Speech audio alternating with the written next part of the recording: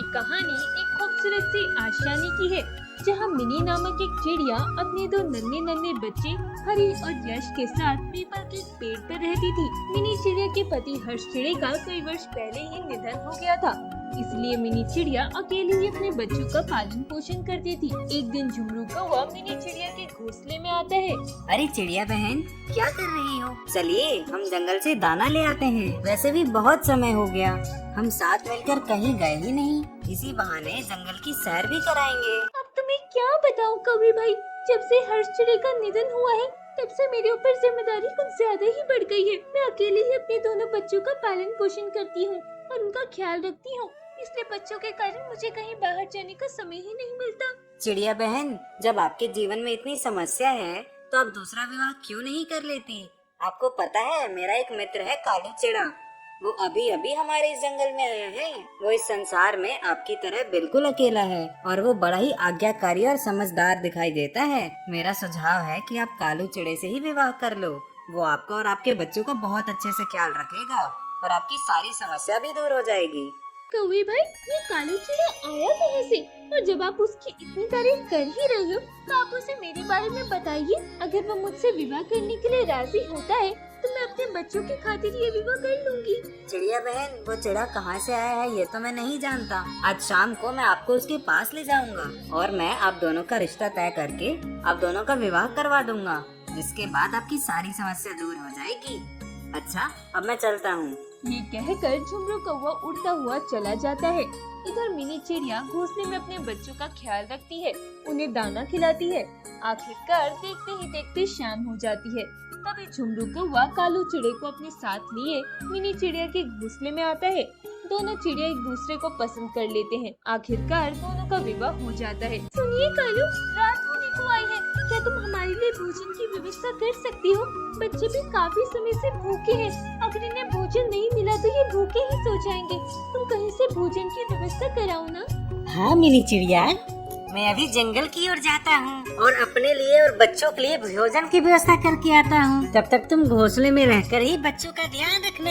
ये कहकर कालू चिड़ा उड़ता हुआ रात के समय जंगल में चला जाता है। कालू चिड़ा उड़ते उड़ते एक पेड़ पर जाता है, जहाँ एक कोयल का घोंसला था। कोयल अकेले ही उस घोंसले में रहती थी। कालू चिड़ा उस कोयल के पास जाता है। अरे कोयल बहन, क्या मुझे थोड़ा सा भोजन मिल सकता है? मेरे दो नन्हे नन्हे बच्चे हैं जो इस समय घोंसले में भूखे हैं। अगर आप मुझे थोड़ा सा भोजन दे दोगी तो मेरे बच्चों की भूख मिट जाएगी।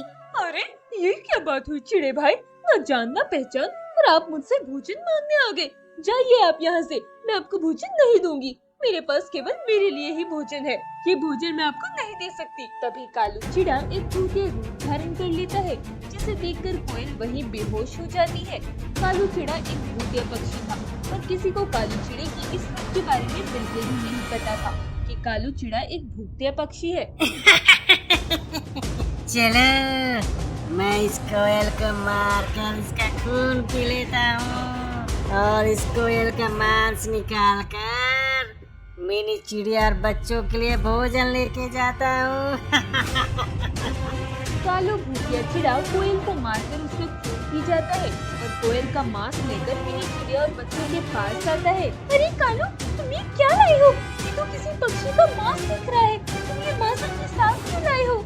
हाँ मिनी चिड़िया, तुमने बिल्कुल सही कहा, ये कोयल का मांस है। मैंने कोयल को मार डाला, फिर उसकी मांस निकाल कर अपने साथ ले आया ताकि तुम और बच्चे मिलकर अच्छे से भोजन कर पाओ। मैंने तो अपना भोजन वही कर लिया, अब तुम और बच्चे मिलकर इस मांस से अपना भोजन कर लो। ये सब देखने और सुनने के बाद मिनी चिड़िया और दोनों नन्हे बच्चे बेहोश उड़ जाते हैं। मिनी चिड़िया को कुछ समझ में नहीं आ रहा था। ये तुमने क्या किया कालू? क्यों उस कोयल को जान से मार दिया? तुम्हें पता है ना, हम पक्षी केवल दाना ही खाते हैं और मांस नहीं खाते। तुम क्यों इसे अपने साथ ले आई? मुझे नहीं पता तुम पक्षी भोजन में क्या खाते हो, पर मैं तो अपने भोजन में पक्षियों को मार कर उनका खून पीता हूँ और बाद में उनका मांस खाता हूँ, क्योंकि मैं एक भूतिया पक्षी हूँ ना। तभी कालू चिड़ा अपने असली भूतिया रूप में आ जाता है, जिसे देखकर मिनी चिड़िया और दोनों बच्चे डर जाते हैं। तुम एक भूतिया पक्षी हो। तुमने मुझे पहले ये बात क्यों नहीं बताई? उस झुमरू कवि ने मेरे साथ बहुत ही बड़ा धोखा किया है। उसने एक भूतिया पक्षी से मेरा विवाह करवा दिया। देखो कालू, मुझे और मेरे बच्चों को कुछ मत करना। मैं तुम्हारे सामने हाथ जोड़ती हूँ। मैंने अपने बच्चों को बड़ी ही नाजों से पाला है। तुम चिंता मत करो मेरी चिड़िया, मैं तो इन नन्हे नन्हे बच्चों को भूतिया पिता हूँ। मैं इन्हें नहीं मारूंगा, बल्कि इनका जीवन भर ख्याल रखूंगा और इन बच्चों को अपनी तरह भूतिया पक्षी बनाऊंगा। और अगर तुमने कोई चालाकी की तो मैं तुम्हें मार कर तुम्हारा खून पी जाऊंगा।